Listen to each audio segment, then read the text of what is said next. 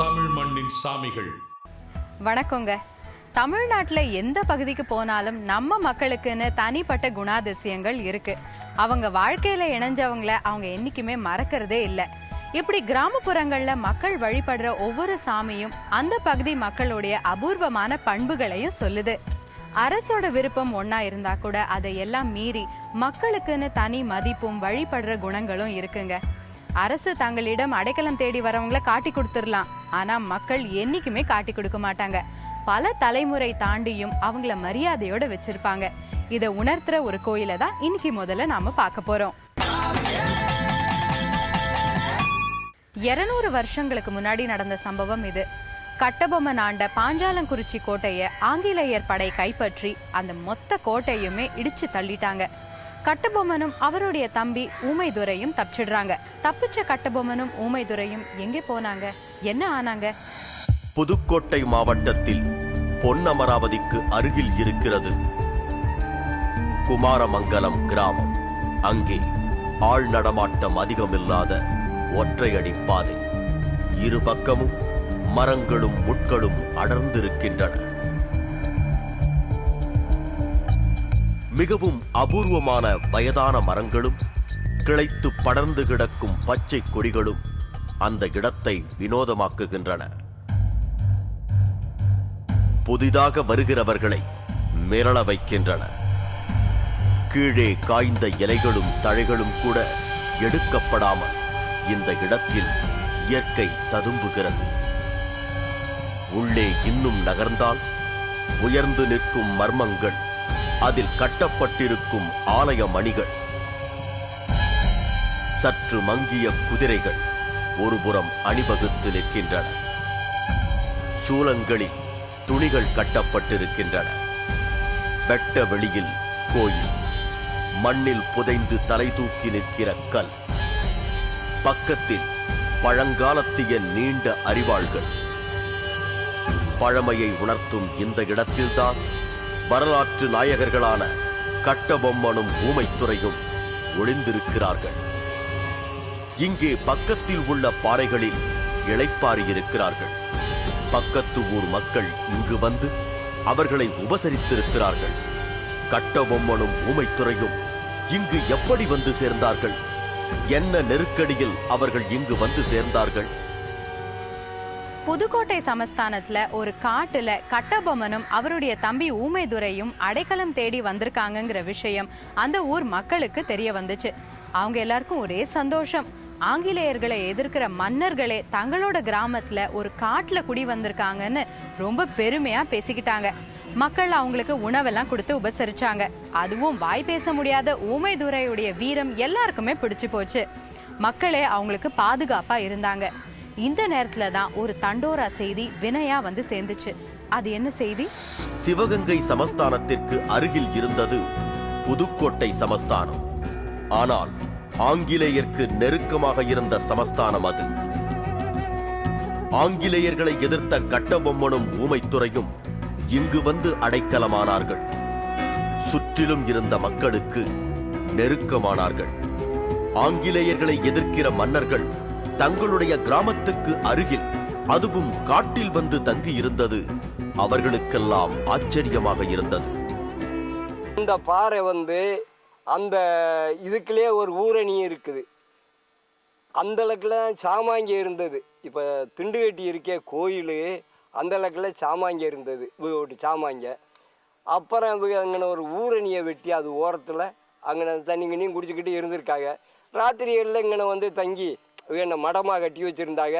இங்கே தங்கி இதெல்லாம் தங்கி இருந்திருக்காங்க. இதையும் கண்டுதான் பிடிச்சது.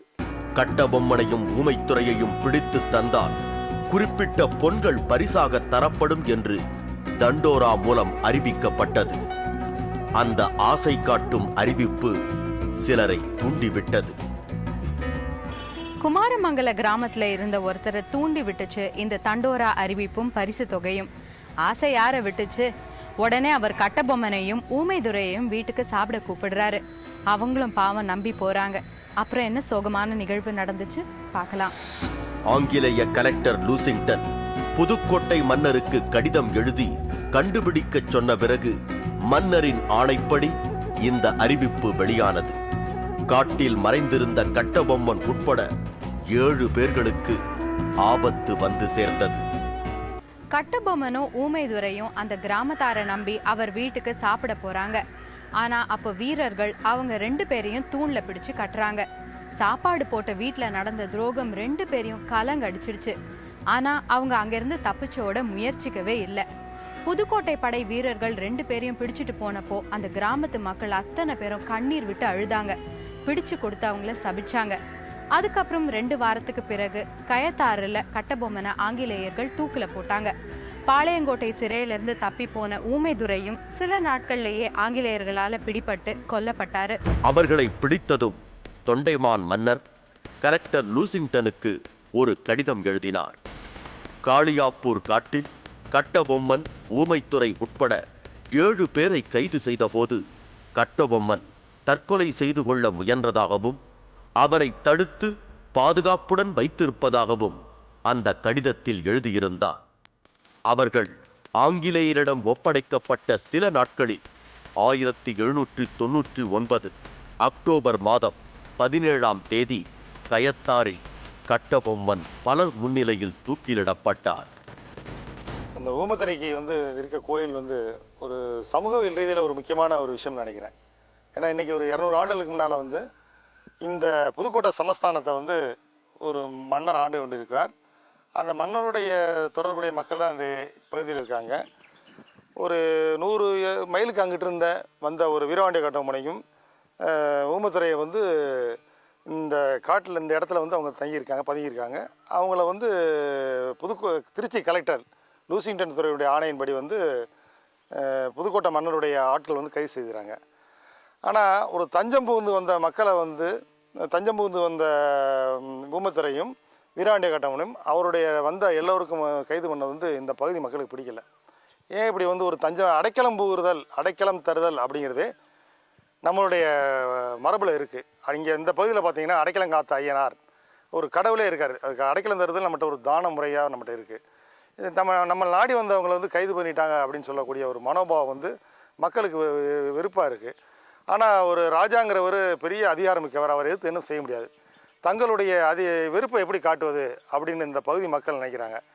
ஆனால் இங்கே இருக்க மக்களுக்கு என்னென்னா இதை ஊமத்துறை காடு, ஊமத்துறை இருந்த இடம். ஏன்னா ஊமத்துறை ஒரு நாட்டுப்புற பெரிய வீரனாக இருந்திருக்கார். ஊமத்துறை குறைனா ஒரு காடுன்னு சொல்கிறாங்க. அந்த நினைவாக வச்சுருக்காங்க. இது உண்மையிலே பெரிய ஆச்சரியம். காட்டில் மறைந்திருந்த கட்டபொம்மனையும் மற்றவர்களையும் காட்டிக் கொடுத்தவருக்கு சர்தார் பட்டத்தை கொடுத்தது ஆங்கிலேய அரசு. ஆனால் இந்த பகுதி மக்கள் இன்னும் அவர்கள் வாழ்ந்த காட்டை அப்படியே எந்த சேதமும் செய்யாமல் பராமரிக்கிறார்கள். இந்த மண்ணில் ஒரு பாம்பு அடிச்சு பட்டை அடிச்சு எதுவுமே செத்தவோ யாருமே இல்லை. இந்த மண்ணில் மிதிச்சாட வீரன் தன்னால் வரும். வீரன் இந்த காட்டை எத்தனையோ பேர் அழிக்க வந்தாங்க. இந்த காட்டை அழிக்க விடாமல் அவளை கண்ணு தெரியாமல் ஆக்குனது. பிளஸை போட்டு கண்ணு போட்டு இந்த காட்டை அடித்து ஆர்சிசி போடணும் அப்படின்னு வந்தாங்க. ஆர்சிசி போடப்படான்னு சொல்லி அந்த சொல்லிவிட்டு பார்த்து முடிச்சுப்பட்டு ஓகேன்ட்டு போனதுக்கு போகிறேன். அந்த பக்கத்தில் ரோடு இருக்குது, மெயின் ரோடு. அந்த ரோட்டில் ஏறினாங்க. ஏறுற போது அந்த 4-5 பேரையும் அதிகாரியெல்லாம் கண்ணறியாமல் ஆக்கி அதில் நம்ம ஒரு ஆளுக 90 கொடுத்து அவங்கள அப்புறம் நாங்கள் தெரியாமல் வந்துட்டான், இந்த காட்டை அழிக்கணும்னு பேசினா நாங்கள் அழிக்கலை அப்படின்னு சொன்ன உடனே அப்புறம் ஆண்டவன் இந்த வீரபாண்டிய கட்டபொம்மன் கண்ணை திறந்து விட்டு அப்புறம் வழிகாட்டி நாங்கள் இந்த மண்ணுக்கே நாங்கள் அழிக்க விளையாண்டு போனாங்க. இதுக்குள்ள மென்ஷன் ஆனவங்களோ யாரோ வீட்டுக்கு ஒதுங்குறவங்க இங்கே வரமாட்டாங்க.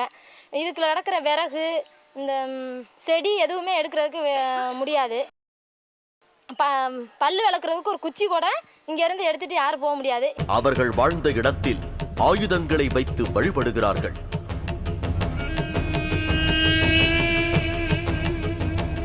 விழா நடத்துகிறார்கள். கட்டபொம்மன் நாடகம் நடத்துகிறார்கள்.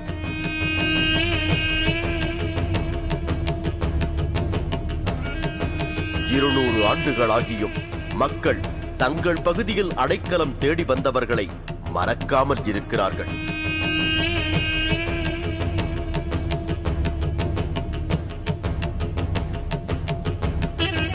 நிஜமாகவே கோயில் கட்டி கும்பிடுகிறார்கள். இதுவும் ஒரு வகையில் வீர வணக்கம்தான். நெல்லை பக்கத்துல இருந்து வந்த வீரர்களுக்கு உண்மையான அடைக்கலம் கொடுத்ததே இந்த எளிய கிராம மக்கள் தான். அவங்களுடைய மதிப்புக்கும் பண்புக்கும் நாம கண்டிப்பா தலை வணங்கணுங்க. அடுத்து நாம பார்க்க போற கோயில் சென்னை வில்லிவாக்கம்ல இருக்கிற பாலியம்மன் கோயில். இந்த கோயிலுக்கு பின்னாடி பல கதைகள் இருக்குங்க. அதுல ஒண்ணு இப்ப பார்க்கலாமா?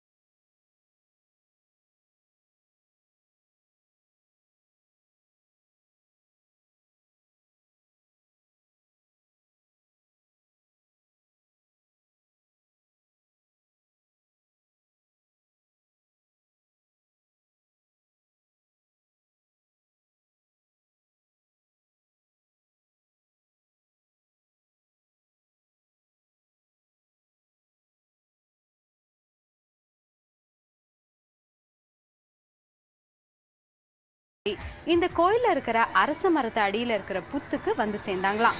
பக்கத்தில் குவியலாக எழுந்திருக்கும் புற்று, அதில் பால் ஊற்றப்பட்டதற்கான ஈரமான அடையாளங்கள். அதற்காகவே கோயிலின் பின்னால் கட்டப்பட்ட நிலையில் ஒரு பசுமாடு நிற்கிறது. இப்படி நகர்ப்புறத்தில் இருக்கும் இந்த கோயிலுக்கு பின்னால் பல கதைகள். ஆதிகாலத்தில் வில்வாரண்யம் என்று சொல்லப்பட்ட இவ்வனாந்தரத்தில் வேடுவர்கள் வாழ்ந்து வந்த காலம். ஜமதக்கினி முனிவரின் ஆசீர்வாதத்தாலும் வேண்டுகோளின்படியும் ஸ்ரீ மாரியம்மனாக அவதாரம் செய்தாள். ஸ்ரீ மாரியம்மனாக அவதாரம் செய்து அனைத்து உலகிலும் உலா வந்தாள். அப்படி வரும் காலத்தில் அவருடைய தோற்றம் சிறுக சிறுக சிறு உருவமாக, சிறுமியாக, ஸ்ரீபாலியாக மாறலாயிற்று. ஸ்ரீபாலி என்ற நாமம் குழந்தையும் அல்லாத குமரியும் அல்லாத உருவமாகும். மிகவும் சிறுமியாக இருக்கிறாயே, நீ யாரம்மா, எங்கிருந்து வருகிறாய், உன் பெயர் என்ன என்று வேடுவர்கள் வினவினார். வேடுவர்கள் அப்போது வினவ, அப்போது சிறுமியாகப்பட்ட ஸ்ரீபாலி கூறலானால், என்னை இப்படியே பூஜித்து வாருங்கள், உங்கள் குறைகளையும் துன்பங்களையும் போக்குவேன், எனக்கு ஸ்ரீபாலி என்ற நாமமே நிரந்தரமாக இருக்கட்டும் என்று அருள்பாலித்தாள். கோயிலின் உட்புறத்தில் துர்க்கை சன்னதிக்கு பின்னால் இருக்கும் மரம் முழுக்க பக்தர்கள் மழலை சத்தத்தை எதிர்பார்த்து கட்டிய காணிக்கை தொட்டில்கள். துர்க்கை அம்மன் சிவப்பு புடவையில் எலுமிச்சை மாலையுடன் வீற்றிருக்கிறார். கருவறையில் பாலி அம்மன், கருவறைக்கு இடதுபுறத்தில் மஞ்சள் புடவையுடன் மங்களகரமாக காட்சியளிக்கும் அம்மனின் சிலை.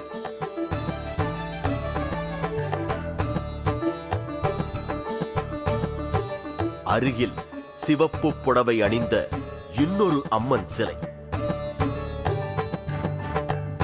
இங்கு செவ்வாய் வெள்ளிக்கிழமைகளில் வரும் பெண்கள் கூட்டம் அதிகம்.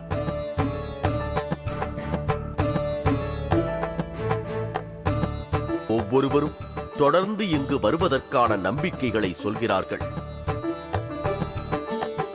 8வது வயசுல எனக்கு ஒரு சின்ன ஒரு ஆப்ரேஷன் நடந்தது. அதாவது என்னுடைய ஜாதக பிரகாரம் பார்த்தா எனக்கு ஊனோன்னு சொல்லிட்டாங்க. சரி, நான் இந்த அம்மா கிட்ட வந்து கேட்டேன், அப்படி ஒரு ஊனோன்ற வாய்ப்பு வரக்கூடாது, உனக்கு ஒரு சக்தின்னு ஒன்று இருந்தா நமக்கு வந்து நல்ல ஒரு இது கிடைக்கணும்ட்டு அந்த ஊனம் இல்லாத இன்னைக்கு நல்லபடியாக நல்லா நடந்து வந்திருக்கு. ஆப்ரேஷன் நல்ல சக்ஸஸ். அன்னையிலேருந்து இன்னை வரைக்கும் என் ஃப்ரெண்டுங்க பல பேர் ஒரு கிட்டத்தட்ட ஒரு 50-60 பேர் இருக்கும். எவ்வளவோ வேண்டிக்கின்னு இன்னைக்கு எல்லாருமே அமெரிக்கா, மகாராஷ்டிரா எந்தெந்த ஊர்லேயே இருக்காங்க. இன்னைக்கு எல்லாரும்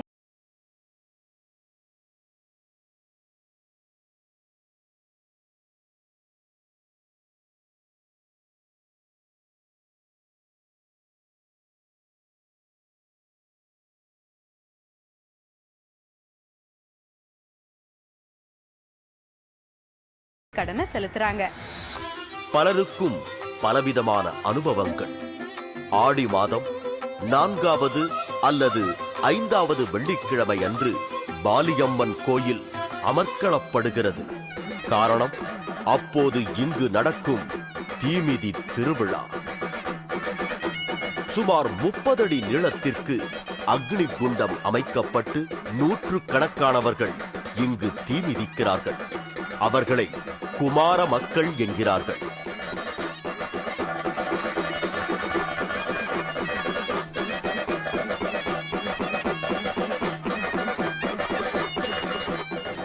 நமது ஆலயத்தில் தீமிதி திருவிழா என்பது ஆடி மாதத்தில் சிறப்புற்று விளங்கும் அம்சமாகும். தீமிதி திருவிழாவில் காப்பு கட்டும் குமார மக்கள் சுமார் 800 இருந்து 900 பேர் வரையிலும் காப்பு